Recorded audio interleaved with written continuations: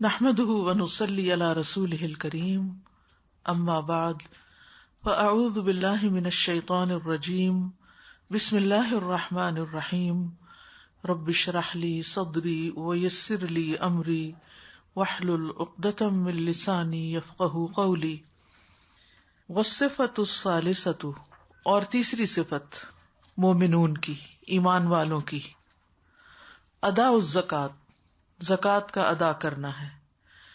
کما قال سبحانہ، جیسے کہ اللہ سبحانہ تعالیٰ نے فرمایا، والذین ھم للزکوٰۃ فاعلون، اور وہ لوگ جو زکوٰۃ کے لیے کرنے والے ہیں، یعنی زکوٰۃ کے طریقے پر عمل کرنے والے ہیں۔ والذین ھم للزکوٰۃ فاعلون، والزکوٰۃ فیہا طہارۃ القلب والمال، اور زکوٰۃ میں دل اور مال کی طہارت ہے، دل بھی پاک ہوتا ہے، تزکیہ ہوتا ہے، اور مال بھی پاک ہوتا ہے۔ طہارت القلب من الشح، شح سے دل پاک ہوتا ہے، یعنی دل کی گھٹن، دل کی تنگی، دل کا بھیجنا وہ کھلتا ہے۔ اور یہ صرف زکوٰۃ ہی نہیں بلکہ صدقات سے بھی ہوتا ہے کہ اگر انسان کے دل پر ایک عجب سی گراوٹ ہے اور تنگی ہے اور گھبراہٹ ہے، اداسی ہے، تو انسان کو صدقہ کرنا چاہیے۔ والاستعلاء علی حب الذات، اور قابو پانا ہے ذات کی محبت پر۔ ہر انسان کی یہ ویکنس ہے کہ وہ اپنے آپ سے محبت کرتا ہے اور ہر چیز سے بڑھ کر محبت کرتا ہے، اور ایک لحاظ سے یہ ضروری بھی ہے، تبھی انسان اپنے آپ کو پروٹیکٹ کرتا ہے اس دنیا میں غلط چیزوں سے جو اس کی ذات کو نقصان دینے والی ہیں۔ وہ اپنے فائدوں کو حاصل کرتا ہے، نقصان دہ چیزوں سے بچتا ہے۔ اور یہ محبت اگر اس طریقے پر ہو کہ انسان اپنی آخرت میں اپنے آپ کو آگ سے بچانے کی فکر کرے تو اس اعتبار سے بھی یہ فائدہ مند محبت ہے۔ لیکن اس محبت کا حد سے بڑھ جانا کہ جس میں دوسروں کی نفرت شامل ہو جائے تو یہ طریقہ درست نہیں۔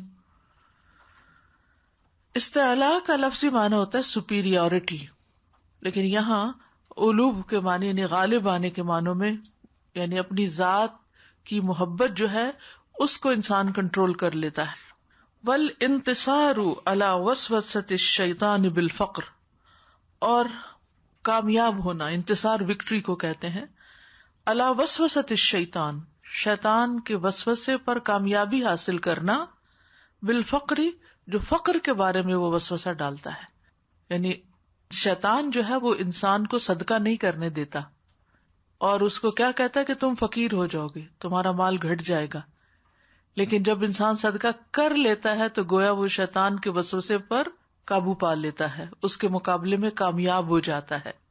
وثقۃ بما عند اللہ من العوض والجزاء، اور یقین رکھنا، کانفیڈنس رکھنا، ثقہ، بما عند اللہ، اس پر جو اللہ کے پاس ہے، من العوض والجزاء، معاوضے اور بدلے میں سے، یعنی اللہ سبحانہ تعالی بندے کو اس صدقے کا، اس زکوٰۃ کا جو معاوضہ دے گا، جو بدلہ دے گا، اس پر اس کا یقین اور بڑھ جاتا ہے۔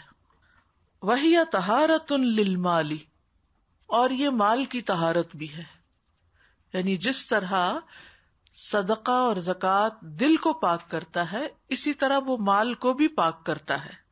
تطہرہ من الاوساخ، وہ اس کو گندگیوں سے، اوساخ سے پاک کرتا ہے، صاف کرتا ہے۔ وتجعل ما بقی منہ بعدها طیبا حلالا، اور جو اس میں سے باقی بچتا ہے اس کے بعد، یعنی صدقہ کرنے کے بعد، اس کو وہ پاک اور حلال کر دیتا ہے۔ وَهِيَ صِيَانَةٌ لِلْأُمَّةِ مِنَ الْخَلَلِ الَّذِي يَنْشَأُهُ الْعَوَزُ فِي جَانِبٍ وَالتَّرَفُ فِي جَانِبٍ آخر۔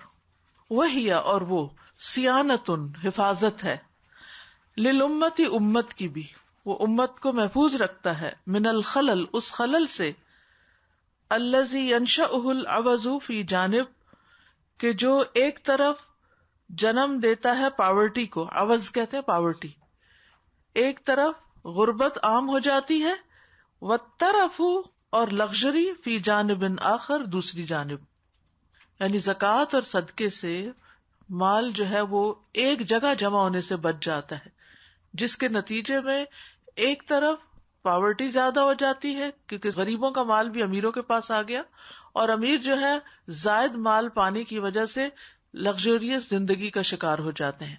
ان کے لیے فقر نقصان دہ ہے اور یہاں پر لگژری نقصان دہ ہے. تو یہ ہے زکوٰۃ ادا کرنے کا یا تزکیہ کرنے کا فائدہ. دل کا تزکیہ کیسے ہوتا ہے؟ صدقہ کرنے سے. یعنی وہ پروسیس کیا ہے؟ جی اس پروسیس میں یہ ہوتا ہے کہ انسان غالب آ جاتا ہے اپنی ذات کی محبت پہ، اور پھر اس کے بعد شیطان کے اور وسوسے کبر اور اپنے آپ کو بڑی چیز سمجھنا، اس کو وہ کنٹرول کر لیتا ہے. جی، اور پھر شیطان کے ان وسوسوں پہ بھی غالب آ جاتا ہے کہ مال دینے سے فقر کا شکار ہو جائے گا، اور یعنی وہ اپنے اس ایمان میں بھی اسٹرانگ ہو جاتا ہے کہ اللہ تعالیٰ کے پاس اس دیے ہوئے کا وہ عوض ہے. اپنے ایمان کی دراصل گواہی دے رہا ہوتا ہے کہ مجھے یقین ہے پورا کہ مال صدقہ کرنے سے کم نہیں ہوتا، تو وہ کم ہوگا نہیں، زیادہ ہی ہوگا. بالکل. استاذہ دل کی تنگی میں مجھے لگتا ہے کہ دو فیکٹرز کام کر رہے ہوتے ہیں. ایک انٹرنل فیکٹرز ہوتے ہیں، یعنی ہمارا اپنا دل جو ہے وہ لذتوں کے ہاتھوں اور اپنے آپ کو بڑا ثابت کرنے کے ہاتھوں یا شیطان کے وسوسوں کے ہاتھوں ایسا ہو جاتا ہے کہ اس میں تنگی آتی چلی جاتی ہے اور وہ بخیل ہوتا چلا جاتا ہے. اور کچھ بیرونی فیکٹرز بھی ہوتے ہیں جہاں لوگ ہمیں ڈرا رہے ہوتے ہیں کہ اب ایسا ہو جائے گا اور ویسا ہو جائے گا اور تم تو ہر وقت بس صدقات ہی کرتے رہتے ہو. تو یہ دونوں چیزیں مل کے انسان کے دل کو جو ہے وہ یعنی وہ تنگ جو کرتی ہیں. آپ کا کہنے کا مطلب یہ ہے کہ سیلفشنس ختم جی ہوتی ہے انسان جی کی، بالکل اور دوسری طرف یہ کہ خوف سے نجات پاتا ہے انسان. بالکل. یعنی زکوٰۃ اور صدقات جو ہے وہ ہماری ایک بیلنس لائف کو مینٹین کرنے میں بہت زیادہ ہیلپ فل ہوتے ہیں. جی. اور مال کا تزکیہ کیسے ہوتا ہے؟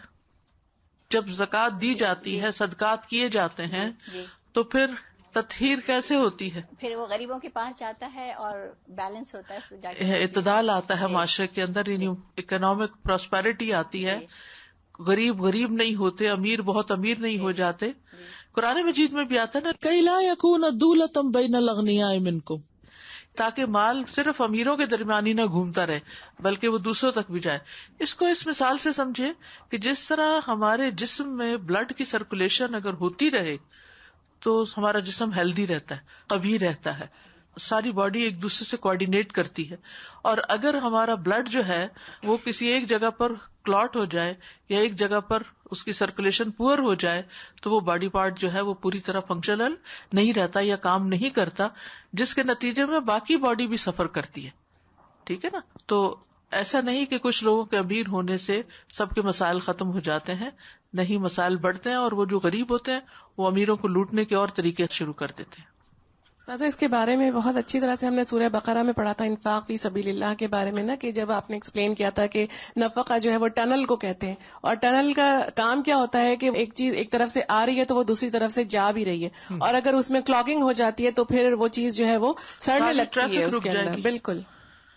کچھ سوسائٹی کا حصہ پیرالائز ہو جائے گا، وہ کچھ کام نہیں کرے گا، اور ان کا بوجھ بھی پھر دوسروں پہ آ پڑے گا.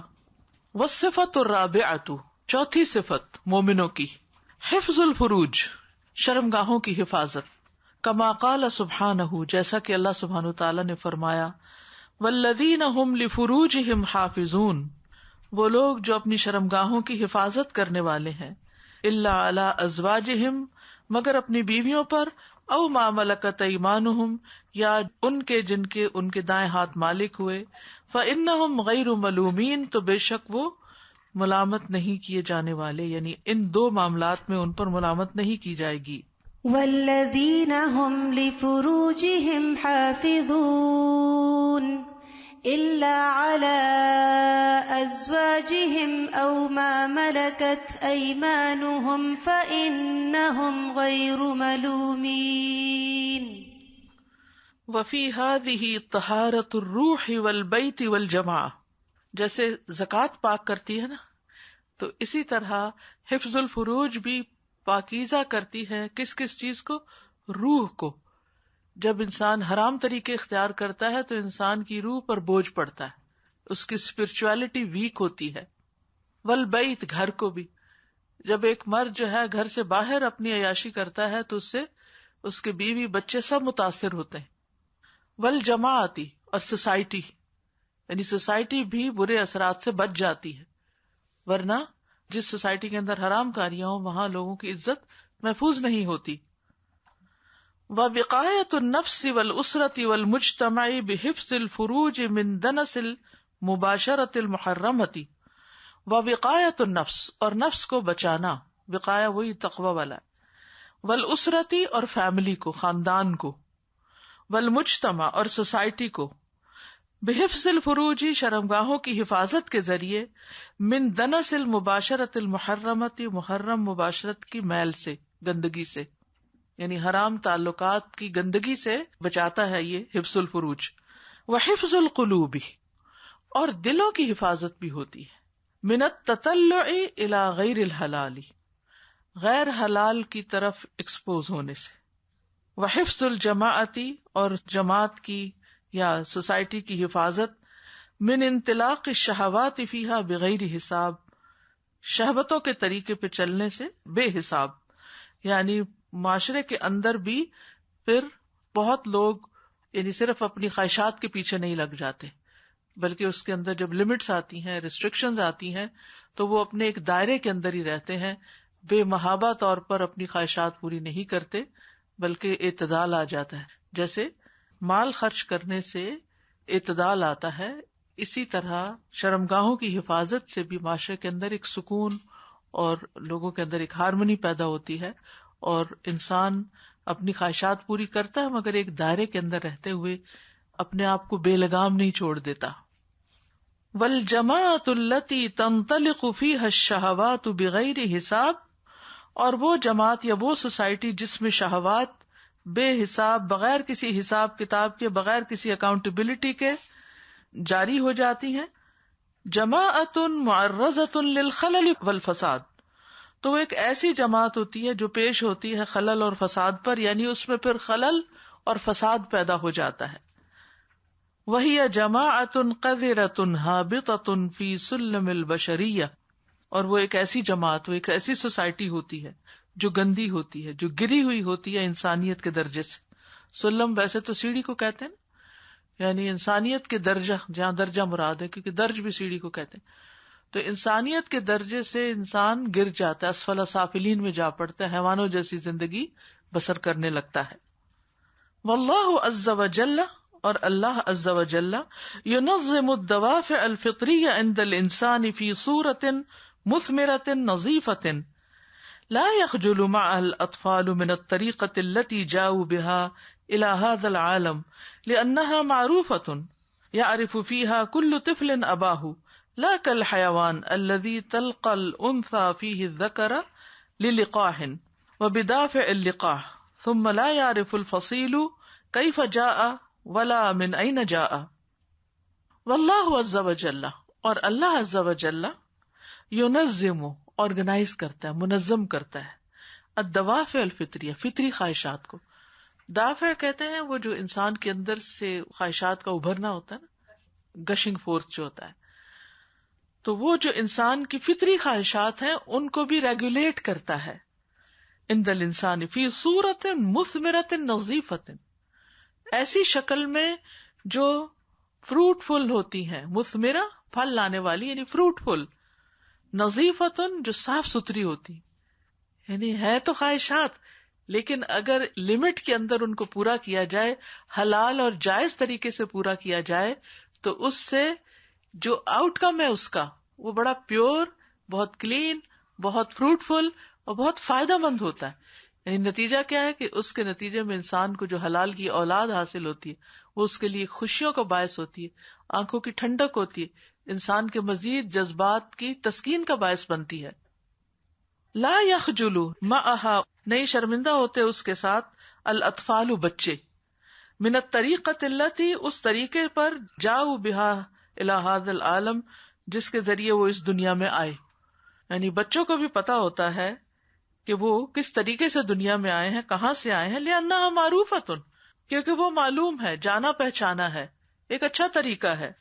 یعرف فیہا کل طفل اباہ، جس میں ہر بچہ اپنے باپ کو پہچانتا ہے کہ اس کا باپ کون ہے، اور یہ اس کے لیے ایک خوشی کا باعث ہوتا ہے کہ اس کی ایک آئیڈینٹی ہوتی ہے، اس کی ایک پہچان ہوتی ہے، اس کا ایک خاندان ہوتا ہے، اس خاندان سے بلانگ کرتے ہوئے، اس خاندان کے ساتھ نسبت کرتے ہوئے اس کو خوشی حاصل ہوتی ہے. اس کے برعکس آپ دیکھیے کہ جب انسان نہیں حیوانوں کے طریقے پر اپنی خواہشات پوری کرتا ہے اور ناجائز بچے پیدا ہوتے ہیں جن کو اپنی اصل کا کچھ پتہ نہیں ہوتا، وہ پیدا ہوتے ہی محرومیوں کا شکار ہوتے ہیں، محبتوں کا اور خاندان کی کمی کا شکار ہوتے ہیں، تو اس سے معاشرے کے اندر کیسی کیسی خرابیاں پیدا ہوتی ہیں. ان کا حال بالکل حیوانوں کی طرح. لا کالحیوان الذی تلقى الانثى، نہ کہ اس حیوان کی طرح جو ایک مادہ سے ملتا ہے، فیہ الذکر جو نر ہوتا ہے، للقاح اپنی خواہش پوری کرنے کے لیے، ملاپ کے لیے. یا دوسری طرح پڑھیں گے تو تلقى الانثى فیہ الذکر، ملتی ہے انثى فیہ الذکر کسی میل سے، یعنی میل فیمیل کا جو آپس میں تعلق ہوتا ہے، للقاح وبدافع اللقاح، اور اپنے اس خواہش کو پورا کرنے کے لیے. بس یہی انسینٹو ہوتا ہے کہ اندر ایک خواہش جو پیدا ہوئی ہے تو اس کو پورا کر لیا جائے. جانوروں کے بارے میں آپ جانتے ہوں گے کہ عموماً ایک ٹرم استعمال کی جاتی ہے کہ یہ جانور بول پڑا ہے، یعنی اب بھینس دودھ نہیں دے گی کیونکہ وہ بول پڑی ہے. بول پڑی کا مطلب کیا ہے؟ وہ مخصوص قسم کی آوازیں نکالنے لگتی ہے، جس کا مطلب یہ ہوتا ہے کہ اب وہ اگلا بچہ پیدا کرنے کے قابل ہو گئی ہے، اور اس کے اندر ایک خاص قسم کی ایسی اسمیل پیدا ہو جاتی ہے جو میل کو اٹریکٹ کرتی ہے، اور میل جو ہے پھر وہ اس سے لقاح کرتا ہے اور اس سے وہ بچہ پیدا کر دیتی ہے. اب کیا ہے؟ ثم لا يعرف الفصیل، پھر یہ بچہ نہیں جانتا. قرآن مجید میں آتا ہے نا فصیلۃ التی تؤویہ، فصیل فصل سے، فصل کا مطلب ہوتا ہے الگ ہونا، یعنی وہ جو اس ماں سے بچہ پیدا ہو کے الگ ہوا خاندان. برانچ کے لیے بھی فصیل کا لفظ استعمال ہوتا ہے، آف شوٹ. تو اس کو نہیں پتا کیف جا، کیسے پیدا ہوا، ولا من این جا، اور نہ یہ کہ کہاں سے آیا، کون تھا اس کا باپ، اور وہ کس سے بلونگ کرتا ہے، کس خاندان یا کس نسل سے، کچھ پتا نہیں اس کو. بس وہ ایک بھینس کا بچہ ہے جس کی زندگی کا مقصد پھر کھانا پینا ہے، اور جب وہ بڑا ہو کر میل یا فیمیل بنے گا تو پھر وہ لقاح کے پروسیس سے گزرے گا اور پھر وہ یہی کام کرے گا. یعنی آؤٹ آف ویڈ لاک جو ریلیشن شپ ہے وہ سراسر حیوانی تعلقات کی طرح ہے کہ جس کے نتیجے میں ایسی مخلوق پیدا ہوتی ہے کہ جو مادر پدر آزاد ہوتی ہے اور جن کو نہیں پتا کہ وہ دنیا میں کیوں آئے ہیں اور انہوں نے کرنا کیا ہے. والقرآن هنا يحدد المواد النظیفہ، اور قرآن یہاں لمٹ کر رہا ہے یا بیان کر رہا ہے یا حد دے رہا ہے ان مواقع کی جو پاکیزہ ہیں، التي يحل للرجل ان يودعها بذور الحیات، جو حلال کرتی ہے مرد کے لیے کہ وہ سپرد کرے زندگی کے بیج، وہی الزوجات و ملک الیمین، بیویوں کو یا ملک یمین کو. یعنی اللہ سبحانہ تعالیٰ مردوں کو پابند کرتے ہیں کہ وہ اپنا نطفہ صرف بیوی یا ملک یمین میں ڈالیں جہاں سے ایک صاف ستھرا کھیت اگے، یعنی بچہ پیدا ہو. فمن تجاوزها الی غیرہا، تو جو اس کے علاوہ سے تجاوز کر جاتا ہے، یعنی اس کے علاوہ حد پار کر جاتا ہے، فقد عاد الدائرۃ المباحۃ ووقع فی المحرمات، تو وہ مباح دائرے سے باہر نکل جاتا ہے اور محرمات میں پڑ جاتا ہے. واعتدى على الاعراض التي لم يستحلها بنکاح ولا بجہاد، اور وہ حد سے بڑھ جاتا ہے، یعنی زیادتی کرتا ہے ان عزتوں پر جو اس کے لیے حلال نہیں، نہ نکاح کے ذریعے نہ جہاد کے ذریعے. نکاح کے ذریعے کون حلال ہوتی ہے؟ بیوی. اور جہاد کے ذریعے کون حلال ہوتی ہے؟ ملک یمین. وَهُنَا تُفْسِدُ النَّفْسُ الْبَشَرِيَّةُ لِشُعُورِهَا بِأَنَّهَا تَرْعَى فِي كَلَإٍ غَيْرَ مُبَاحٍ، یہاں انسانی نفس بگاڑ دیتا ہے اپنے شعور کو، کیونکہ وہ چر رہا ہے ایسے گھاس کو جو اس کے لیے مباح نہیں، یعنی ایسی زمین پہ چر رہا ہے جو اس کے لیے حلال نہیں جہاں جانا. جیسے ایک حدیث میں آتا نا لِكُلِّ مَلِكٍ حِمًا وَحِمَ اللَّهِ مَحَارِمُهُ، ہر بادشاہ کی ایک کیا ہوتی ہے؟ چراگاہ ہوتی ہے. اور ان حِمَ اللَّهِ مَحَارِمُهُ، اور اللہ کی چراگاہ کون سی ہے؟ اس کی حرام کردہ چیزیں، کہ ان میں نہیں پڑنا. کبھی آپ جائیں نا باہر تو یہ فارمز ہوتے ہیں تو ان کے وہ باؤنڈری وال سی بنی ہوئی ہوتی ہے لکڑیوں کی، یا کیا بولتے ہیں اس کو، فینس. جی، یعنی ہر مالک جو ہے اس کی زمین کے ارد گرد ایک فینس ہوتی ہے. وہ کس لیے بنائی جاتی ہے؟ تاکہ کسی اور کا جانور یا انسان اسے کراس کر کے اس کھیت میں داخل نہ ہو، ورنہ کیا ہوگا؟ اذ نفشت فیہ غنم القوم، وہ بکریاں کسی اور کی چلی گئی اور کھیت بگاڑ دیا. وہ جو ایک مقدمہ پیش ہوا تھا حضرت داؤد علیہ السلام اور سلیمان علیہ السلام کے سامنے. تو اس میں آپ دیکھیے کہ جب کسی کے نو ٹریس پاسنگ آپ نے پڑھا ہوگا، کچھ بلڈنگز کے اوپر لکھا ہوتا ہے کہ یہاں سے آپ گزر نہیں سکتے، یا کوئی یہ پبلک پراپرٹی نہیں ہے بلکہ یہ پرائیویٹ پراپرٹی ہے. تو کسی کی بھی پرائیویٹ پراپرٹی میں، کسی کے بھی پرائیویٹ گھر میں آپ کو داخل ہونے کی اجازت نہیں ہوتی. اسی طرح اللہ سبحانہ وتعالی کی حما کیا ہے، اس کی چراگاہ کیا ہے، اس کی لینڈ کون سی ہے؟ حرام کردہ چیزیں، کہ تم اس میں انٹر نہیں ہو سکتے، حرام میں انٹر نہیں ہو سکتے. ٹھیک ہے، تو اپنی بیوی کے سوا باقی سب عورتیں کیا ہیں؟ حرام ہے. تم ان کی طرف بری نظر سے بھی نہ دیکھو، ان سے کوئی فائدہ اٹھانے کی سوچو بھی نہ، کوشش بھی نہ کرو. یہ تمہارے لیے کیا ہے؟ محرمات میں سے ہے، حرام ہے. قرآن مجید میں پڑھا ہوگا آپ نے سورۃ النساء میں، حرمت علیکم امہاتکم وبناتکم واخواتکم اینڈ سو آن. یہ ساری حرام ہے، تمہاری ماں حرام ہے تم پر، تمہاری بیٹیاں حرام ہے، تمہاری بہنیں حرام ہے، وغیرہ وغیرہ. اسی طرح 5واں پارہ جہاں شروع ہوتا تو کیا تھا؟ والمحصنات من النساء الا ما ملکت ایمانکم. اور وہ عورتیں جو شادی شدہ ہیں نکاح کے دائرے میں، وہ بھی تم پر حرام ہے، تم ان کے ساتھ تعلق قائم نہیں کر سکتے جو کسی اور کی بیوی ہے. یعنی پہلے تو وہ بتا دیے گئے نا کہ شادی ہوئی ہے نہیں، یہ حرام ہے تمہارے لیے. پھر جو عورت کسی اور مرد کے زیر نکاح ہو وہ بھی تمہارے لیے حرام ہے، مگر مل کے یمین جو پھر پکڑی ہوئی آئے، چاہے وہ پہلی شادی ہوئی بھی ہو تو وہ نکاح ٹوٹ جاتا ہے جب وہ غلام ہو جاتی ہیں، تو وہ تمہارے لیے حلال ہے. تو یہاں پر یہ بتا دیا گیا کہ جو اپنے مباح دائرے کو کراس کر جاتا ہے اور حرام میں پڑ جاتا ہے اور دوسروں کی عزتیں حرام کر دیتا ہے تو پھر یہ اللہ کے حکم کے خلاف ہے، اور اس سے معاشرے کے اندر بگاڑ پیدا ہوتا ہے. وہ کسی اور کے کھیت میں جا کے چر رہا ہے، وہ کسی اور کی بیوی ہے، وہ کسی اور کی ملکیت ہے، وہ کسی اور کا مال ہے، تم حق نہیں رکھتے کہ تم اس سے فائدہ اٹھاؤ. یہ بھی اسی طرح حرام ہے جیسے کسی کے گھر میں داخل ہو جانا بلا اجازت حرام ہے. وَيُفْسِدُ الْبَيْتَ، اور یہ گھر کو بھی بگاڑ دیتا ہے.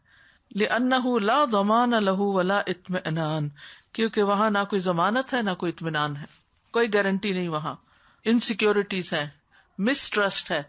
یعنی جو مرد ایسا کرے اس کی بیوی کو اس پہ ٹرسٹ نہیں ہوتا، اور جو عورت ایسا کرے اس کے شوہر کو اس پہ ٹرسٹ نہیں ہوتا. اور جہاں کسی بھی ریلیشن شپ میں ٹرسٹ نہیں ہوتا وہاں وہ ریلیشن شپ اچھا ہو ہی نہیں سکتا، وہاں کوئی خوشی ہو ہی نہیں سکتی، بلکہ فساد ہی فساد اور بگاڑ ہی بگاڑ رہتا ہے. وَتُفْسِدُ الْجَمَاعَ، اور وہ سوسائٹی کو بھی بگاڑ دیتا ہے. لِأَنَّ ذِئَابَهَا تَنْطَلِقُ فَتَنْهَشُ مِنْ هُنَا وَهُنَاكَ، کیونکہ سوسائٹی کے بھیڑیے جو ہیں گھوم پھر رہے ہوتے ہیں، پھر وہ بائٹ کرتے ہیں یہاں بھی اور وہاں بھی، یعنی ہر جگہ کو نوچنا شروع کر دیتے ہیں. کتنی زبردست طریقے سے انہوں نے بات سمجھائی ہے نا، جس کو لوگوں نے آزادی کے نام پر حلال کر لیا ہے. یہاں یہ بتاتے ہیں کہ کسی اور کی پراپرٹی میں دخل اندازی اور کسی اور کی ملکیت میں خلل اندازی جو ہے یہ گھروں کے اندر بگاڑ پیدا کر دیتا ہے. اور آپ دیکھیں کہ بہت دفعہ ہسبینڈ وائف کی جو لڑائیاں ہوتی ہیں آپس میں وہ انہیں شکوک و شبہات کی بنا پر ہوتی ہیں. اور پھر آپ دیکھیے کہ سب سے زیادہ بچوں پر برے نفسیاتی اثرات ماں اور باپ کی لڑائی سے پڑتے ہیں. وہ بچے خوف کا شکار ہو جاتے ہیں، وہ اپنا کانفیڈینس لوز کر جاتے ہیں. تو اس میں میچیورٹی کا ثبوت دینا چاہیے اور صبر و ضبط اور تحمل سے کام لینا چاہیے. بچوں کے سامنے نہیں لڑنا چاہیے، کیونکہ اس سے نہ وہ ماں کی عزت کرتے نہ باپ کی عزت کرتے. اور جب ان کے دلوں میں کسی کی عزت ہی نہیں رہتی تو پھر حیا ہی نہیں رہتی. حیا نہ رہے تو جو چاہے کرو. پھر ایسے گھروں میں دیکھا گیا کہ بچے شادی نہیں کرنا چاہتے، کہ ہم نے دیکھ لیا ماں باپ کو کہ ان کی زندگی میں کیا سکون ہے، تو اس لڑنے سے بہتر ہے ہم شادی نہ کریں. اب آپ دیکھیے بالکل ہی ان نیچرل بات ہے کہ ایک جوان مرد جو کماتا ہو، کھاتا ہو، پیتا ہو سب کچھ، وہ شادی نہ کرے. اور جب وہ شادی نہیں کرتا تو اس کا نتیجہ کیا نکلتا ہے؟ پھر بے راہ روی کا شکار ہونے کا اندیشہ ہوتا ہے، پھر وہ دوسروں کی امانتوں میں خلل اندازی کرتا ہے یا خیانت کرتا ہے. فَأَيُّ فَسَادٍ وَخَرَابٍ لِلْبِلَادِ وَالْعِبَادِ فَوْقَ هَذَا، تو کون سا فساد اور بربادی ملکوں اور بندوں کے لیے اس سے بڑھ کے ہو سکتی ہے. حفظ الفروج ایمان کا حصہ ہے، اور اگر حفظ الفروج نہیں ہوتا تو سوسائٹی فساد کا شکار ہو جاتی ہے، کیونکہ انسان بہت ویلیوبل چیز ہے. اور اگر انسان ہی بگڑ جائے تو پھر صرف وہ خود نہیں بگڑتا، اپنے ساتھ بہت سو کے لیے مصیبت کھڑی کر دیتا ہے. جس گھر میں ایک بیٹا بگڑ جائے، ایک بیٹی بگڑ جائے، اس گھر کے اندر پھر کوئی چین اور سکون باقی نہیں رہتا. یہ فطری راستے سے ہٹ جائے، غیر فطری طریقے اختیار کرنے شروع کر دیں. جیسے کہ بہت سے غیر فطری طریقے بھی رائج ہو چکے ہیں، اور اس میں آپ دیکھیے کہ ماں باپ کے لیے، بہن بھائیوں کے لیے شرمندگی اور رسوائی کے علاوہ اور بھی تکلیف اور بے چینی اور پریشانی. اور پھر وہ پریشانی صرف بہن بھائیوں کے لیے نہیں ہوتی، وہ وائف کے لیے، یا وائف اگر ہے تو ہسبینڈ کے لیے، اور پھر بچوں کے لیے، پھر آگے ان کی نسلوں کے لیے. یعنی وہ بگاڑ شروع ہوتا ہے کہ جس کا نتیجہ صرف اس شخص کے لیے برا نہیں ہوتا، اس کے متعلقین کے لیے بھی اچھا نہیں ہوتا. پورا خاندان متاثر ہو جاتا ہے، سبھی ہل جاتے ہیں. استاذہ، یہ جس معاشرے میں ہم رہتے ہیں نا، اس کا سب سے بڑا المیہ یہ ہے ہم پیرنٹس کے لیے کہ اپنے بچوں کو جہاں ہم بھیجتے ہیں، جس سوسائٹی میں، جن سکولز میں، وہاں یہ چیز بالکل اوپن ہے، اور کچھ حد تک تو اس کو بہت سی چیزیں ایکسیپٹڈ نارمز کے طور پر اب جو ہے ہم لینے لگ گئے ہیں. اور آپ یہ دیکھیں کہ اس کا فساد یہی ہوتا ہے کہ ماحول سے بچانا ایک چیلنج ہے پیرنٹس کے لیے. اور آپ یہ دیکھیں کہ جو اسکول شوٹنگز ہوتی ہیں آئے دن، اگر آپ اس کی تہہ میں جا کے دیکھیں تو یہی ہوتی ہے کہ کسی کی گرل فرینڈ کسی سے بریک اپ کر کے کسی اور کے ساتھ چلی گئی، اور وہ اس نے پھر اس طرح جو ہے اپنا بدلہ لیا، انتقام لیا. تو دس از اے چیلنج فار اس کہ ہم اپنے بچوں کو اس ماحول سے کیسے بچا کے رکھیں، کیسے دور رکھیں ہائی اسکولز میں، یونیورسٹیز میں، اور اس کے لیے جو ہے وہ طریقہ کار ہمیں ڈھونڈنے ہوں گے. بہت ضروری، بڑا ہی اہم کام ہے. میں سمجھتی ہوں اس وقت ہمیں، جسے کہتے ہیں نا کہ جیسے ایمرجنسی ہوتی ہے کہیں، اور کہیں آگ لگی ہوئی ہوتی ہے، تو ہم چین سے نہیں بیٹھ سکتے. ہم سب کو ایفرٹ لگانے کی ضرورت ہے، ایسے طریقے سوچنے کی ضرورت ہے جس میں ہم اپنے بچوں کے ایمان کو مضبوط کر سکیں، ان کو ایسا کانفیڈینس دیں، ایسا ماحول دیں کہ ان کو یہ ویلیوز سمجھ آئیں کہ یہ ہمارا دین ایسے کیوں کہتا ہے، اس کا فائدہ کیا ہے، اور اس کے خلاف جانے کا اور فطرت سے باہر نکلنے کا نقصان کیا ہے. جس کمفرٹ زون میں ہم ہیں اور صرف اپنی نمازیں روزے کر کے ہم سمجھتے ہیں کہ ہم بڑے نیک بن گئے ہیں، یہ کافی نہیں ہے. استاذہ، ابھی پچھلے ہی دنوں سورہ نور میں حفظ فروج کے بارے میں پڑھا تو اتفاق ایسا ہوا کہ مجھے نیشنل جیوگرافک کی ایک ڈاکیومنٹری دیکھنے کا موقع ملا، جس میں انہوں نے تمام قسم کے جانوروں کی ایگزامپلس دی تھی، پرندوں کی بھی اور بڑے بڑے جو درندے ہوتے ہیں ان کی، رینگنے والے جانوروں کی. اس میں انہوں نے یہ بتایا تھا کہ ایک تو یہ کہ تمام جانوروں کا ایک خاص میٹنگ سیزن ہوتا ہے، جس کے علاوہ پھر وہ میٹنگ نہیں کرتے، اور ہر سیزن کے لیے ایک میل جو ہے وہ ایک ہی فیمیل کو پک کرتا ہے، اور وہ پورا سیزن وہ اس کے ساتھ ہوتا ہے. پھر وہ کہیں نہ تو فیمیل کہیں اور جاتی ہے، نہ وہ میل کہیں اور جاتا ہے. اب اگر وہ انڈا دینے والے جانور ہیں تو وہ انڈا ہیچ ہونے تک وہ اس کی ذمہ داری پوری پوری نبھاتے ہیں. اسی طرح اگر بچے دینے والے جانور ہیں تو وہ ہر طرح سے اس کی کیئر کرتے ہیں، بچہ جب تک ہو جائے اس کو باہر کے اثرات سے بھی بچاتے ہیں، دوسرے جانوروں سے بھی بچاتے ہیں. یعنی وہ پورے ایک سیزن کے لیے ایک دوسرے کے ساتھ ایک فیملی بن کے رہتے ہیں. تو ہم انسانوں کو اکثر یہ مثال دیتے ہیں نا کہ یہ جانوروں کی طرح ہے، لیکن جانوروں میں بھی اللہ نے اسفل سافلین اسی کو کہا گیا نا کہ جب وہ جانوروں کے بہیویئر سے بھی بدترین بہیویئر اختیار کر لیتے ہیں. استاذہ، جیسے ابھی ہم نے تیسری صفت کی جو بات کری تھی کہ زکوٰۃ کے علاوہ صدقہ بھی جو ہے جو ہمارا تزکیہ کرتا ہے، یہ جو چوتھی صفت ہے مومن کی، یہ بھی ایک صدقہ ہے، اپنے ڈیزائرز کو اپنے اسپاؤسز کے تھرو فلفل کرنا. اور اس صدقے کے تھرو نہ ہی صرف ہم اپنے گھر کی حفاظت کرتے ہیں، مگر ہم ایک بیٹر سوسائٹی بھی فارم کرتے ہیں. اور ایک مومن کی یہ کتنی بڑی پہچان ہے کہ وہ اپنی زبان کی، اپنی شرمگاہ کی حفاظت کرتا ہے. بالکل. The sister who was mentioning about there's a lot of fasad and fitna, and for example for youth these days in schools, I was just relating that to how you were saying earlier how it's important for the family unit to be good and sound in itself, because a lot of the times children who engage in such things in schools or outside of the home is also because they don't see their parents getting along properly, so then they do the same things. So it's important, like you were saying, for the parents to have good cordial relations between them and show the children to respect each other and respect the parents as well. Assalamu alaikum. I was just thinking how proactive our society is in normalizing all these things that we are seeing these days. You know, all types of relationships and all these things are being properly taught in school. And even my husband was just telling me recently, in organizations, they do come in as do events and workshops to educate staff how to deal with, you know, people who have other identities or other thoughts, and they do that in big organizations. So they're very much organized in kind of brainwashing society. So it is very important for us to somehow, come together really and teach how, as a Muslim community, we can parent our children or, work against this, because it's a new situation for us as well. And explain to people that why do we believe in this system and what are the benefits of this system which Islam has given us. استاذہ جیسے اس میں انہوں نے کہا نا کہ اللہ سبحانہ تعالیٰ اس فطرت کے سسٹم کو بھی منظم کرتے ہیں، تو میرڈ لائف میں ہر چیز پہ ایک کنٹرول، ہر چیز کا ایک اعتدال ہے اس کے اندر. لیکن جب ہم یہ چیز زندگی میں نہیں دیکھتے، یعنی جب لوگ اس طرح سے جدھر دل چاہے جب دل چاہے اس طرح کی عادت میں آ جاتے ہیں، تو استاذ آپ دیکھیے کہ کھانے پینے میں بھی یہی ہو رہا ہے، بھوک لگے نہ لگے کھایا جا رہا ہے، حرام حلال کی فکر نہیں ہے. اور بالکل اسی طرح آج اس کو اتنا لمٹ لیس کر لیا گیا ہے کہ بس جیسے شتر بے مہار انسان ہو جائے، جہاں چاہے اپنی نیڈ پوری کرے. So I was just thinking, subhanAllah, the order of ayat is amazing here. It just occurred to me that if we preoccupy ourselves in لِلزَّكَاةِ فَاعِلُونَ, we will not face the condition of breaking لِفُرُوجِ حَافِظُونَ. Because you're constantly working on the heart, you're constantly working on the ruh, you're constantly working on the mal. You start with salat and you avoid lagh and then... Yes, it completes automatically. It just keeps you away from that limits. Exactly related to this point, Ustazah ji, the fitna that is being mentioned with regards to youth in particularly these kind of societies. So many Muslim parents, what they do is they sort of compromise halfway. They say like, okay, we'll let them go to the mall with friends, we'll let them go watch movies with friends. And then for the remaining halfway, they want to put obstacles that, okay, don't do the final thing. Just stop halfway. You can't do that. It's almost like a compromise where you're allowing them to sort of almost look at the temptation and then not taste it.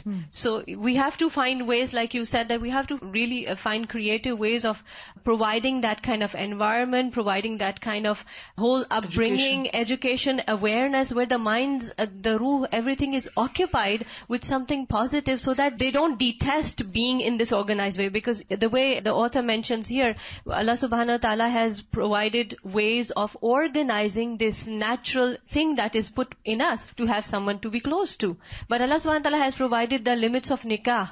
And what the assistant was mentioning with regards to how the society is so quick in adapting this. Now there's a whole terminology that has been devised around this. Gender inclinations. What are your gender choices? Subhanallah, yani, there never used to be gender choices, right? You're either born a male or a female. But now there's a whole write-up around this. And you see that the younger generation, when they read these kind of articles or they listen to those kind of documentaries, then it's normal for them, because it's part of their vocabulary that yes, some people have other gender inclinations, satanic inclinations I would say, but this is how they've termed it, and they've termed it beautifully, so it doesn't even appear burdensome. So one thing I want to add is that tarbiyah of the children should be done when they are very, very young. Many times parents become aware of this when the children have grown up to a certain age, and then they try to manage their friends or the environment that they're going in. But at that point, it's very hard to change the children or tell them they don't make friends with such a person. So it should be done at a very, very young age, when the child can still be controlled by the parent and they can determine who their friends are and what they're learning. So, when the child is very young. And also they should be told why. Yes, exactly.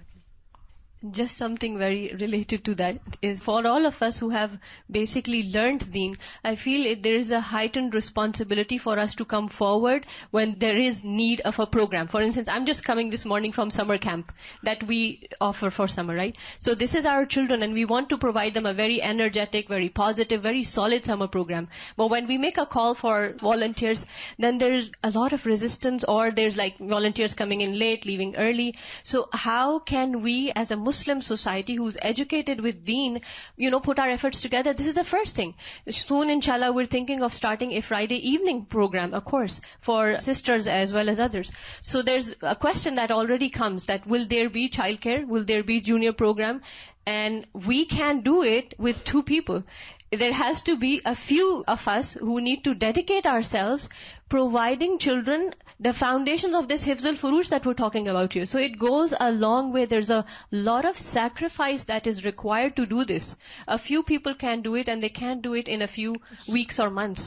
It's a long-term program with a lot of effort. And this is our responsibility, and we will be asked for it. We are not here just to collect dunya and enjoy and live a luxurious life and that's it. No, if we are here, we have some responsibilities as well towards our own kids and others also. الصفة الخامسة, پانچویں صفت, حفظ الامانات والعہود, امانتوں اور عہدوں کی حفاظت. کما قال سبحانہ, جیسا کہ اللہ سبحانہ تعالیٰ نے فرمایا, والذین هم لاماناتهم وعہدهم راعون, اور وہ لوگ جو اپنی امانتوں اور عہد کی نگرانی کرنے والے ہیں.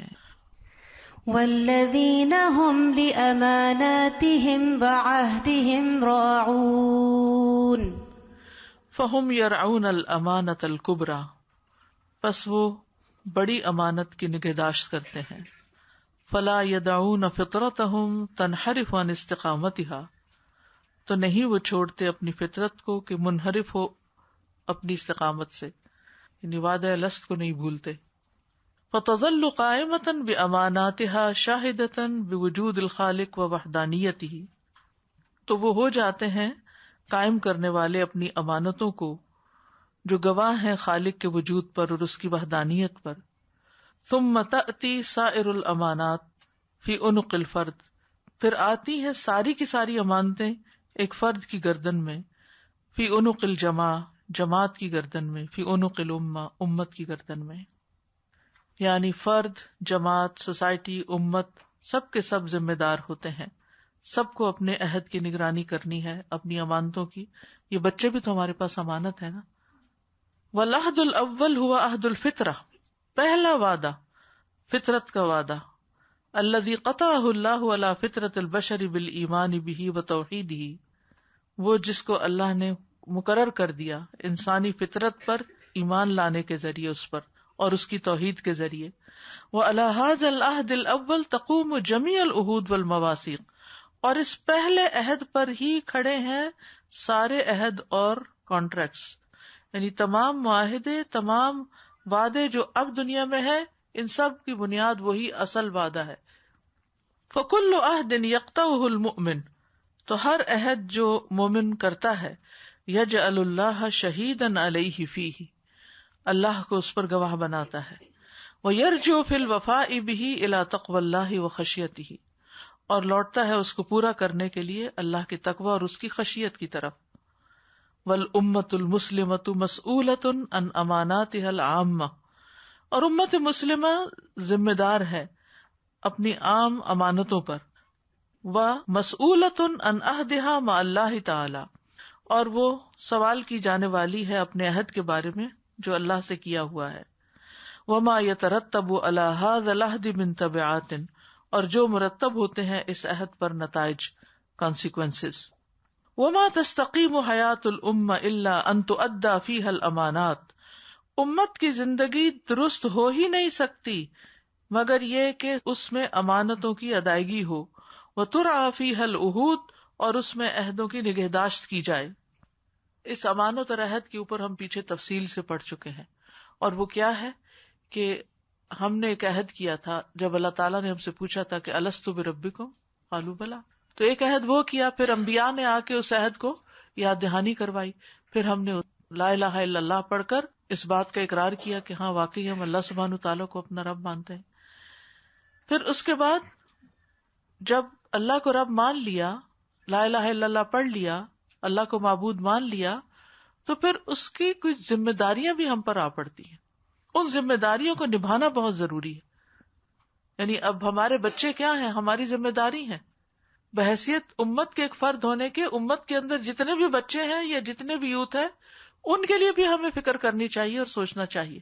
اللہ تعالیٰ نے اگر کسی خاص علم اور صلاحیت سے ہمیں نوازا ہے تو پھر ہمیں آگے بڑھ کر دوسروں کی مدد کرنی ہے.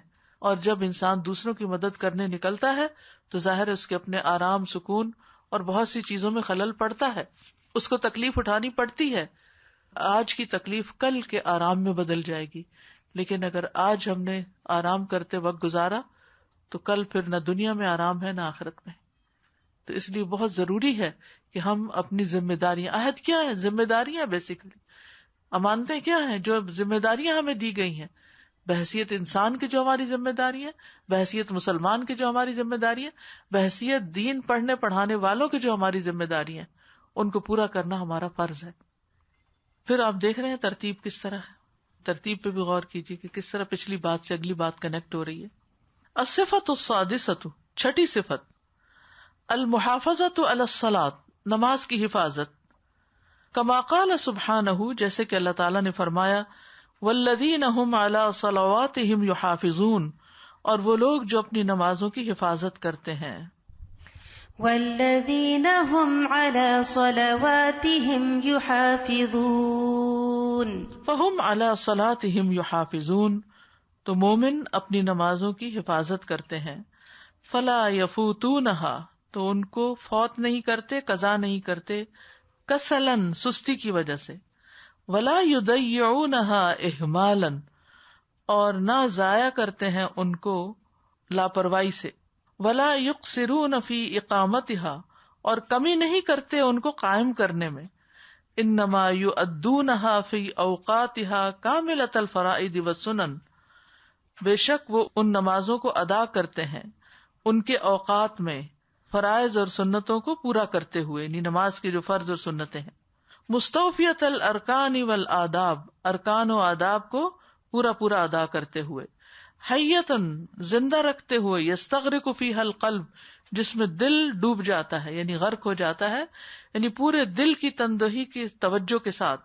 وتستقیم الجوارح، اور سارے اعضاء درست ہوتے ہیں، یعنی جہاں اللہ اکبر کہتے ہوئے ہاتھ ہونے چاہیے، جہاں باندھتے ہوئے ہونے چاہیے، رکوع پراپرلی ادا کرتے ہیں، سجدہ صحیح سے، پھر بیٹھتے ہیں، تورک کرتے ہیں. یہ تمام طریقے صحیح طور پر ادا کرنے والے ہوتے ہیں نماز میں. وقد بدأت صفات المؤمنین بالصلاۃ وختمت بہا، مومنوں کی صفات نماز کے ساتھ شروع ہوئی اور نماز ہی پر ختم ہوئی. للدلالۃ علی عظیم مکانتہا، جو اس بات پر دلیل ہے کہ اس کا مقام کتنا بڑا ہے. فی بناء الایمان، ایمان کی عمارت میں. بوضعہا اکمل صورۃ من صور العبادۃ والتوجہ الی اللہ، اس کو رکھتے ہوئے مکمل صورت میں، عبادت کی صورتوں میں سے، اور اللہ کی طرف متوجہ ہوتے ہوئے. فہذہ صفات المؤمنین، تو یہ ہے مومنوں کی صفات. المکتوب لہم الفلاح، جن کے لیے فلاح یا کامیابی لکھ دی گئی ہے. وہذا نوع الحیات التی یعیشونہا، اور یہ ہے زندگی کی وہ طریقہ یا قسم جس طرح وہ زندگی بسر کرتے ہیں. تلک الحیات الفاضلۃ اللائقۃ بالانسان الذی کرمہ اللہ، وہ زندگی جو بہت عمدہ ہے، جو انسان کے لائق ہے، جس کو اللہ نے عزت بخشی ہے. واراد لہ التدرج فی مدارج الکمال، اور اس کے لیے تدرج کا ارادہ کیا ہے کمال کے مدارج میں سے، یعنی ایک کے بعد ایک ترقی کی سیڑھی چڑھتا جاتا ہے. اگر وہ ان صفات پر عمل کرتا ہے تو وہ آگے بڑھتا جاتا ہے. وَلَمَّا كَانَتِ الْحَيَاةُ فِي هَذِهِ الْأَرْضِ لَا تُحَقِّقُ الْكَمَالَ الْمُقَدَّرَ لِلْبَشَرِ، جبکہ اس زمین پر زندگی جو ہے وہ انسان کے لیے جو کمال مقدر ہے اس کو مٹیریلائز نہیں کر سکتی، یعنی یہ زندگی انسان کو اس کے سارے اعمال کا پورا بدلہ نہیں دے سکتی. فقد شاء اللہ ان يصل المؤمنون الذين ساروا في الطريق الى الغایۃ المقدرۃ لهم في الاخرہ، تو اللہ سبحانہ تعالیٰ نے یہ چاہا کہ مومنوں کو پہنچا دیں ان کو جو اس رستے پر چلیں اس مقدر مقام تک. مقدر کا مطلب یعنی جو ان کی قسمت میں ہے، لہم فی الاخرہ، آخرت میں. یعنی خلاصہ اس بات کا یہ ہے کہ اللہ سبحانہ تعالیٰ بندے کو جو انعام دینا چاہتا ہے وہ اس دنیا میں انسان لے ہی نہیں سکتا، کیونکہ وہ لمٹ لیس ہے اور دنیا لمیٹڈ ہے. تو اللہ نے آخرت بنا دی اس کے لیے جو کبھی ختم نہیں ہوگی. ہنالک فی الفردوس، اس فردوس کے اندر جو ان کے لیے مقرر ہے وہ نتیجہ وہ ان کو دے. کیا ہے فردوس؟ دار الخلود بلا فنا، ہمیشگی کا گھر جس کو کبھی فنا نہیں. والامن بلا خوف، اور ایسا امن جس میں کوئی خوف نہیں. والاستقرار بلا زوال، ایسا قرار جس میں کوئی زوال نہیں، والنعیم بلا شقاء، ایسی نعمتیں جس میں کوئی بدبختی کی بات نہیں. اولئک هم الوارثون الذین یرثون الفردوس هم فیہا خالدون، یہ ہیں جنت کے وارث، وہ جو فردوس ورثے میں پائیں گے جس میں وہ ہمیشہ رہنے والے ہیں. اللہم انا نسألک الفردوس الاعلی. لیکن اس کے لیے قیمت ہے، اور وہ قیمت ان صفات کو اپنی زندگی میں لانا ہے. بلند مقام چاہتے ہیں تو بلند اخلاق والی زندگی بسر کریں. اولئک هم الوارثون الذین یرثون الفردوس هم فیہا خالدون. ہم سب فردوس کے خواب تو دیکھتے ہیں، اس کی تمنا رکھتے ہیں، لیکن اس کے لیے جو پری ریکوزٹس ہیں، جو اس کی ریکوائرمنٹس ہیں، جو اس کے لیے شرائط ہیں، جو اس کے لیے کرنے کے کام ہیں، وہ پورے نہیں کرتے. ہم اپنی نمازوں کا حال دیکھ لیں، ہم اپنی امانتوں اور وعدوں کا حال دیکھ لیں، اپنی ذمہ داریوں کو پورا کرنے کو دیکھ لیں کہ ان سب چیزوں میں ہم کتنے پرٹیکولر ہیں، کتنی محنت کرتے ہیں، کتنے سچے ہیں. Just a short reflection. I'm thinking, subhanallah, all this can be achieved only by acting, amal, subhanallah, and sacrifice. If we don't sacrifice and we don't act upon it, there is similarly in dunya also. Yes. We cannot get anything. When we have some goals, we always sacrifice. Yes, we work hard. We have deadlines. We have the whole planning. Subhanallah. For Firdaus, this is our goal. So what is our planning? What are the tasks we have to do? What sacrifices I am making? ہم صرف وہ کام کرتے ہیں جو ہمارے لیے convenient ہوتا ہے. قربانی کی سطح پہ جا کے نہیں کرتے کہ چلو کوئی بات نہیں، کہ تھوڑا سا اپنا آرام چھوڑ دیں، تھوڑا سا اپنا کھانا پینا چھوڑ دیں، جو بھی ہماری خواہشات ہیں، یہ چیزیں ہیں. ہم اس دنیا کی زندگی کو آئیڈیل بنانے کے پیچھے دوڑ رہے ہیں، جو کہ بن پھر بھی نہیں سکتی. جب سب کچھ آ جاتا ہے پھر بھی ایمٹینس ختم نہیں ہوتی، کیونکہ ہم یہاں کے لیے پیدا نہیں کیے گئے. ہم ایلینز ہیں یہاں پر، ہم پیدا کہیں اور کے لیے کیے گئے ہیں. یہاں تو صرف ایک اپنے آپ کو دکھانا ہے کہ واقعی اللہ کو پروو کرنا ہے کہ ہم کسی قابل ہیں جن کو اتنا بڑا انعام ملنا چاہیے. تو اس کے لیے ہم کتنی بھاگ دوڑ کر رہے، کتنی محنت کر رہے ہیں. ایک کورس ہی کی مثال لے لے کہ ایک ہم کورس شروع کرتے ہیں، کتنا ٹائم پر آتے ہیں، کتنا سنجیدگی سے لیتے ہیں، ہوم ورک کتنی سنجیدگی سے کرتے ہیں، اور اس میں جو کچھ کہا جاتا ہے کرنے کے لیے ہماری طرف سے نہیں، اللہ کی طرف سے، ان چیزوں کو کتنا کرنے کی کوشش کرتے ہیں. تو دنیا کی کوئی جاب کرنی ہو، کوئی ڈگری کرنی ہو، کوئی کچھ، ہم انتہا درجے کی سیریسنس کا مظاہرہ کرتے ہیں، لیکن دین کے لیے کوئی بھی چیز شروع کر لیتے ہیں ایک وقت گزاری کے لیے، اور اس کے ساتھ وہ سنجیدگی اختیار نہیں کرتے، وہ قربانی نہیں کرتے. باقی سارے کام آگے اور یہ پیچھے ہو جائے گا جب ہو جائے گا. So I was taking a youth class once, so I asked everyone that raise your hand if you want Jannah. So naturally the whole hall, they raised their hand. And the next question I said, so raise your hand if you actually ask Allah subhanahu wa ta'ala for Jannah 10 times a day. Just 10 times a day. And believe me, not a single hand was up. This shows the non-serious attitude of ours. We don't even know what Jannah is. I mean, we want it. It's a natural way of just a default answer, yes, I want Jannah. But we're not doing, not even dua. Let alone which is the action. most easiest thing. Yeah, just the easiest thing. Just recently this week, we learned in Surah At-Tawbah the verse in which Allah says that He has purchased from the believers their souls and their wealth in return for Jannah. So I was just thinking that relates so well to what we're learning, what you were just mentioning right now, how if we really want that transaction to take place, then we have to fulfill the requirements that Allah has set for us, which means live our lives the way He wants us to, not just how we want to. Bismillah, assalamu alaikum. I was thinking, how we want our kids to be successful. What can we do to make our kids successful in dunya? We give them study, we give them tutor, we help them a lot to reach high there. And Allah subhanahu wa ta'ala advise us here. He tell us already, قَدْ أَفْلَحَ الْمُؤْمِنُونَ الَّذِينَ هُمْ فِي صَلَاتِهِمْ خَاشِعُونَ. All this description of al-falah, the success, Allah subhanahu wa ta'ala tell us. And I was thinking about the ayah 5, وَالَّذِينَ هُمْ لِفُرُوجِهِمْ حَافِظُونَ. we have to talk to our kids about everything. We shouldn't feel shy. We have to be open and we have to listen to them. We have to listen. We have to open our ear. If we listen, believe me, they will talk something you can't even imagine. We have to listen to them, and then after we listen, we shouldn't rebuke them. We should help them and advise them, and then inshallah they will be successful ummah biiznillah. والایمان یزید وینقص، اور ایمان بڑھتا بھی ہے اور گھٹتا بھی ہے. وکلما زاد الایمان فی القلب، اور جتنا بھی ایمان دل میں زیادہ ہوتا ہے، ازدادت الطاعات، اطاعتیں بھی بڑھتی رہتی ہیں، اتنی ہی اطاعت زیادہ ہوتی ہے. وزاد الخوف والخشیۃ فی قلوب المؤمنین، اور مومنوں کے دلوں میں خوف اور خشیت بھی زیادہ ہو جاتا ہے. یہ بات جنہوں نے کی ہے نا کہ ایمان گھٹتا اور بڑھتا رہتا ہے، تو اس پہ تو باقاعدہ ریسرچ بھی ہوئی ہے کہ انسان کی موٹیویشن کا لیول ایک نہیں رہتا. یعنی ہو ہی نہیں سکتا کہ انسان ہمیشہ موٹیویٹڈ رہے. وہ ایک کام کو کرنے کے لیے سوچتا ہے، کچھ دن کرتا ہے، پھر آہستہ آہستہ ڈکلائن ہوتا ہے. جیسے رمضان شروع ہوتا ہے، پہلے عشرے میں لوگ اور طرح یعنی رسپونڈ کرتے ہیں، خوشی سے روزے بھی رکھ رہے ہیں، پھر تراویحوں پہ بھی جا رہے ہیں، پھر آہستہ آہستہ آہستہ وہ تھوڑا سا بیچ کا عشرہ جو ہے وہ ڈھیلا ہو جاتا ہے. پھر آخری عشرے میں اللہ تعالیٰ نے اتنے موٹیویشن رکھی ہے کہ پھر دوبارہ سے ہم ایکٹیو ہو جاتے ہیں، ریچارج ہو جاتے ہیں. تو بڑھتا بھی ہے، گھٹتا بھی ہے، بڑھتا بھی ہے، گھٹتا بھی ہے.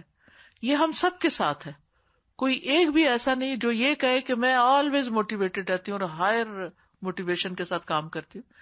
ہم کوئی بھی کام شروع میں کوئی جاب ملی ہے کسی بچے کو تو بڑے خوشی خوشی جائے گا، بہت تیار ہو کے، بہت ایکٹیولی سارا کام. پھر تھوڑے دن کے بعد کیا ہوگا، وہ جاب ایک روٹین بن جائے گی، اور جب وہ روٹین بن جاتی ہے پھر وہ بوجھ بن جاتی ہے، تو اس کو پھر دوبارہ سے زندہ کرنے کی ضرورت ہوتی. کوئی بھی کام، نمازیں بھی ہیں نا تو وہ ہمارا بھی یہی حال ہے کہ وہ آہستہ آہستہ وہ اتنا مشینی عمل بن گیا کہ ان کے اندر روح نہیں رہی. اسی طرح دین کا کام بھی ہوتا ہے، اللہ کی خاطر پڑھانا، تبلیغ کرنا، جو بھی نیکی کے کام ہے، یہ ساری اطاعت کے کام ہے. ان میں بھی یہی ہوتا ہے. جب نیا نیا قرآن پڑھتے ہیں تو بڑے بڑے جذبے اور بڑے بڑے منصوبے ہم بناتے ہیں، ہم یہ بھی کریں گے، یہ بھی کریں. پھر آہستہ آہستہ آہستہ اس میں ڈکلائن آنا شروع ہوتا ہے. پھر کوئی ایسا طریقہ اختیار نہیں کرتے کہ دوبارہ ہمارے اندر موٹیویشن کا لیول ہائی ہو. جیسے ہم کھاتے بھی ہیں نا تو انرجی فیل کرتے ہیں، اور پھر آہستہ آہستہ آہستہ آہستہ کیا ہوتا ہے دن کے درمیان میں کہ آپ کی انرجی لو ہو جاتی. پھر آپ کو کیا ضرورت پیش آتی ہے دوبارہ کھانے کی. پھر شام تک کیا ہوتا ہے، پھر وہی ہوتا ہے، پھر دوبارہ کھانے کی ضرورت پیش آتی، پھر صبح ہوتی ہے، پھر وہی ہو چکا ہوتا ہے. بالکل ایسے ہی ہمارے ایمان کا حال بھی ہوتا ہے. لیکن ہم بھوک لگتی ہے فزیکلی تو کھا تو لیتے ہیں، لیکن جب ایمان کمزور پڑتا ہے تو ایسی ڈوز نہیں لیتے. اگرچہ 5 نمازیں اسی لیے رکھی گئی کہ ہر نماز ایمان بڑھانے والی بنے، لیکن وہ نمازوں کے اندر خشوع خضوع ہی نہیں وہ ہوتا تو وہ ایمان بڑھتا ہی نہیں اس طریقے سے. پھر اس طرح قرآن، ایک دن چھٹی ہو تو بھلا دیکھیں ہم میں سے کتنے لوگ ہیں جو اتنا ہی قرآن پڑھیں جو عام دنوں میں پڑھتے ہیں. یعنی اتوار کا دن تو پھر نماز کے بعد قرآن کیا، کوئی ہوم ورک تھوڑی ہے. یعنی اگر ہم قرآن کی تلاوت یا قرآن کی انڈرسٹینڈنگ بھی صرف ہوم ورک کے طور پہ کرتے ہیں، یا کہیں لیکچر دینا یا درس دینا تو تیاری کے طور پہ پڑھتے ہیں، تو وہ بات ہی نہ ہوئی نا پھر کہ وہ اپنے لیے تھوڑی پڑھتے ہیں. وہ تو بس ایک فارمیلٹی پوری کرنی کی ایک رسپانسبلٹی آ گئی ہے تو اس کو نبھانا ہے. تو مومن جو ہوتے ہیں وہ اپنے اس ایمان کو بڑھانے کے لیے مختلف طریقے اختیار کرتے ہیں. تو جتنا ایمان زیادہ ہوگا اتنی اطاعت زیادہ ہوگی. ان الذین هم من خشیت ربهم مشفقون، بے شک وہ لوگ جو اپنے رب کی خشیت سے ڈرے رہتے ہیں، یعنی ان کے دلوں میں رب کا خوف ہوتا ہے. یہ بھی مومنوں کی صفت ہے اور یہ بھی سورۃ المومنون ہی کی آیات ہیں. والذین هم بآیات ربهم یؤمنون، اور وہ لوگ جو اپنے رب کی آیات پر ایمان رکھتے ہیں. والذین هم بربهم لا یشرکون، اور وہ لوگ جو اپنے رب کے ساتھ کسی کو شریک نہیں ٹھہراتے. والذین یؤتون ما آتوا وقلوبهم وجلہ، اور وہ لوگ جو دیتے ہیں جو بھی وہ دیتے ہیں اور ان کے دل ڈر رہے ہوتے ہیں یا کرتے ہیں یا آتے ہیں. انہم الی ربہم راجعون، کہ وہ اپنے رب کی طرف لوٹ کے جانے والے ہیں. اولئک یسارعون فی الخیرات، یہی لوگ نیکیوں میں جلدی کرنے والے ہیں. وہم لہا سابقون، اور وہ ان کے لیے سبقت کرنے والے. سباق عربی میں ریس کو کہتے ہیں، دوڑ لگانے والے، آگے بڑھ جانے والے ہیں. تو یہ ہیں ان کی صفات کہ جن کے اندر رب کی خشیت ہو، رب کی آیات پر ایمان ہو چاہے کونی قدری آیات ہوں یا شرعی آیات ہوں، قرآن کی آیات ہوں، ان پر ان کا پورا یقین ہوتا ہے. شرک سے پرہیز کرتے ہیں، سب کچھ کر کے بھی سمجھتے ہیں ابھی کچھ نہیں کیا. تو یہی لوگ جو اپنی آخرت کو یاد رکھتے ہیں وہ نیکیوں میں آگے بڑھ سکتے ہیں. تو جس کو یہ ڈر ہو کہ میں نے جا کے جواب دینا ہے، اللہ کے سامنے کھڑے ہونا ہے، تو اس کا ایٹیٹیوڈ بالکل بدل جائے گا، کیونکہ کامیابی کے لیے انسان کا ایٹیٹیوڈ جو ہے وہ بھی بہت کاؤنٹ کرتا ہے. ان الذين هم من خشية ربهم مشفقون والذين هم بآيات ربهم يؤمنون والذين هم بربهم لا يشركون والذين يؤتون ما آتوا وقلوبهم وجلة أنهم إلى ربهم راجعون أولئك يسارعون في الخيرات وهم لها سابقون. فهؤلاء المؤمنون مشفقون من ربهم، تو یہ ہیں وہ مومن جو اپنے رب سے ڈرتے ہیں. وهم يؤمنون بآياته، اور اس کی آیات پر ایمان رکھتے ہیں. ولا يشركون به، اور اس کے ساتھ شرک نہیں کرتے. وهم ينهضون بتکالیف الدین وواجباته، اور وہ اٹھاتے ہیں دین کی تکالیف کو یا ذمہ داریوں کو اور اس کے واجبات کو. نہض کا مطلب ہوتا ہے اٹھنا، اور نہض بھی یعنی اٹھانا. وهم يأتون من الطاعات ما استطاعوا، اور وہ اطاعت کرتے ہیں جتنی ان میں استطاعت ہوتی ہے. ولكنهم بعد هذا كله قلوبهم وجلة، لیکن ان سب چیزوں کے بعد بھی ان کے دل ڈرے رہتے ہیں. لإحساسهم بالتقصير في حق اللہ، کہ اللہ کے حق میں تقصیر یا کمی کے احساس سے. بعد ان بذلوا ما في طوقهم، بعد اس کے کہ انہوں نے خرچ کر ڈالا جو بھی ان کی طاقت میں تھا. وهو في نظرهم قلیل، اور وہ ان کی نظروں میں بہت تھوڑا ہوتا ہے. لأن ما يجب لله اعظم، کیونکہ جو اللہ کے لیے واجب ہے وہ تو بہت زیادہ ہے، اللہ کا حق تو بہت بڑا ہے. اور سب کچھ کر کے بھی ان کے اندر یہی احساس رہتا ہے کہ بڑی کوتاہیاں ہیں. حق تو یہ کہ حق ادا نہ ہوا، حق ادا نہیں کیا، ابھی کچھ بھی نہیں کیا. غرور اور تکبر تو بہت دور کی بات ہو جاتی ہے ان کے لیے. ہم سب اپنے آپ کو یہاں رکھ کے دیکھیں کہ عبادت میں جو کچھ ہم نے کیا اپنی پرسنل میں، کیا ہم سمجھتے ہیں کہ وہ انف ہے؟ دین کی خدمت میں ہم نے جو کچھ کیا، انسانوں کی خدمت میں جو کچھ کیا، کیا ہم سمجھتے ہیں کہ بہت ہے؟ اور اس پر ہم شیخی یا غرور کر رہے ہوتے ہیں کہ بہت کچھ کر لیا. تو بہت ضروری ہے کہ ہمارے اندر یہ صفات بھی پیدا ہو، یعنی وہ سارا کچھ کر کے، قد افلح المؤمنون کی ساری صفات اختیار کر کے بھی وہ کیا کہتے ہیں؟ ابھی تو کچھ نہیں کیا، ابھی تو اور کرنا ہے. نہ کہ یہ انسان سوچے میرے میں کیا کمی ہے کہ مجھے کچھ اور کرنا ہے، کہ مجھے ابھی قرآن بھی پڑھنا ہے اور مجھے یہ بھی کرنا اور یہ بھی کرنا. اتنا کچھ تو کر لیا، بچپن سے سیکھ رہے ہیں، ابھی اور کیا ضرورت ہے؟ ہم مسلمان پیدا نہیں ہوئے؟ نہیں، یہ کافی نہیں ہے. انسان کو مرتے دم تک سیکھتے رہنے کی ضرورت ہے تاکہ اس کا ایمان بڑھتا رہے، اس میں کمی نہ ہو. ان قلب المؤمن یشعر بفضل اللہ علیہ ومنتہ فی کل آن، مومن کا دل ہر لمحہ، فی کل آن ہر لمحہ، اللہ کے فضل اور اس کے احسان کو محسوس کرتا رہتا ہے. یا اللہ تیرا کتنا شکر، تیرا کتنا فضل ہے، تیری کتنی رحمتیں، تو نے یہ نعمت بھی دی، تو نے یہ بھی دی. وَيُحِسُّ آلَاءَهُ فِي كُلِّ نَفْسٍ، اور ہر لمحہ وہ اس کی نعمتوں کا احساس کرتا ہے. وَفِي كُلِّ حَرَكَةٍ، ہر حرکت میں، یعنی اٹھتا بھی ہے تو سوچتا ہے اللہ نے شکر ہے اٹھنے کے قابل بنایا. وَمِن ثُمَّ يَسْتَصْغِرُ كُلَّ عِبَادَاتِهِ، اور یہیں سے وہ اپنی ساری عبادتوں کو حقیر سمجھتا ہے، چھوٹا سمجھتا ہے. وَيَسْتَقِلُّ كُلَّ طَاعَاتِهِ، اور اپنی ساری اطاعتوں کو قلیل سمجھتا ہے. الی جانب آلاء اللہ ونعمائہ، اللہ کی نعمتوں اور انعامات احسانات کے ساتھ. کذالک هو یستشعر بکل ذرۃ فیہ جلال اللہ وعظمتہ، کذالک اسی طرح، هو یستشعر وہ محسوس کرتا ہے، بکل ذرۃ ہر ذرے میں، فیہ جلال اللہ اس میں اللہ کے جلال کو، وعظمتہ اور اس کی عظمت کو. ویرقب بکل مشاعرہ ید اللہ فی کل شیء من حولہ، اور وہ واچ کرتا ہے اپنے سارے جذبات کے ساتھ اللہ کے ہاتھ کو ہر اس چیز میں جو اس کے آس پاس ہوتی کہ یہ بھی میرے رب کا کمال ہے، یہ بھی میرے رب کا کیا ہوا ہے. وَمِن ثُمَّ يَشْعُرُ بِالْهَيْبَةِ، یہی سے پھر وہ ہیبت محسوس کرتا ہے. وَيَشْعُرُ بِالْوَجَلِ، اور ڈر محسوس کرتا ہے. وَيَشْعُرُ بِالْحَيَاءِ، اور حیا محسوس کرتا ہے.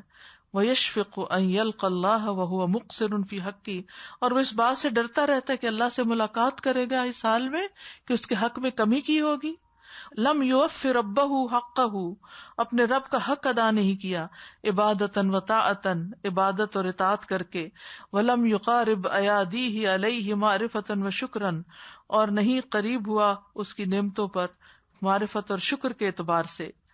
وَهَؤُلَاءِ هُمُ الَّذِينَ يُسَارِعُونَ فِي الْخَيْرَاتِ، یہی وہ لوگ ہیں جو نیکیوں میں جلدی کرتے ہیں. وَهُمُ الَّذِينَ يَسْبِقُونَ لَهَا، اور یہی لوگ ان میں سبقت کرتے ہیں. لما عرفوا قدرها وثمنها، جب اس کی قدر و قیمت جان لیتے ہیں. ومن ثم ينالونها في الطلیعة بهذه اليقظة، اور یہیں سے وہ ابتدا میں ہی آگاہی کے ساتھ ان کو لے لیتے ہیں. وبهذا التطلع، اور اس جاننے میں. وبهذا العمل، اور اس عمل میں. وبهذه الطاعة، اور اس اطاعت کے ساتھ. مطلب اس کا یہ ہے کہ جب ان کو یہ محسوس ہوتا ہے کہ رب کے احسان زیادہ ہیں اور میری کوششیں کم ہیں، تو پھر وہ اور دوڑ لگاتے ہیں. عام طور پر کیا ہوتا ہے؟ کمپلینٹس، شکوے. مجھے اللہ نے کیا دیا، میری زندگی میں کیا مجھے حاصل ہوا، میں چھوٹا تھا تو ماں باپ اچھے نہیں ملے، بڑا ہوا تو اسکول اچھا نہیں ملا، اس کے بعد جاب اچھی نہیں ملی، پھر بیوی اچھی نہیں ملی. ساری زندگی کمپلینٹس کی ایک لائن ہے اس کی. اور اس کے برعکس دوسرا شخص ہر موقع پر اللہ کا شکر ادا کرتا ہے. تو ان دونوں کی زندگی میں بڑا فرق ہے. ناشکرا انسان کبھی بھی دل لگا کے اللہ کی اطاعت نہیں کرتا، اور ناشکرا انسان کبھی بھی اللہ کا حق ادا کرنے کی فکر ہی نہیں کرتا، خوف ہی نہیں رکھتا. وَكُلَّمَا كَانَ الْقَلْبُ نَدِيًّا بِالْإِيمَانِ، جتنا بھی دل ایمان سے تر ہوتا ہے. زاد تذوقہ لحلاوت الایمان، تو زیادہ ہو جاتا ہے اس کا ایمان کی حلاوت کو چکھنا، اس کا ذوق. وَأَدْرَكَ مِن مَعَانِ الْقُرْآنِ، اور وہ قرآن کے معنی کو سمجھنے لگتا ہے. وَتَوْجِيهَاتُهُ مَا لَا يُدْرِكُهُ مِنْهُ الْقَلْبُ السَّلْدُ الْجَافُ، جو نہیں پا سکتا ایسا جو چٹیل خشک پتھر ہوتا ہے، پتھر جیسا دل. وَاهْتَدَى بِنُورِهِ، اور وہ ایسے نور کی طرف ہدایت پا جاتا ہے. إِلَى مَا لَا يَهْتَدِي إِلَيْهِ الْجَاحِدُ الصَّادِفُ، جس کی طرف کوئی انکار کرنے والا راہ نہیں پاتا. صادف یصدفون سے قرآن مجید میں آتا ہے. سبحانک اللہم و بحمدک، اشہد ان لا الہ الا انت، استغفرک و اتوب الیک. السلام علیکم و رحمۃ اللہ وبرکاتہ.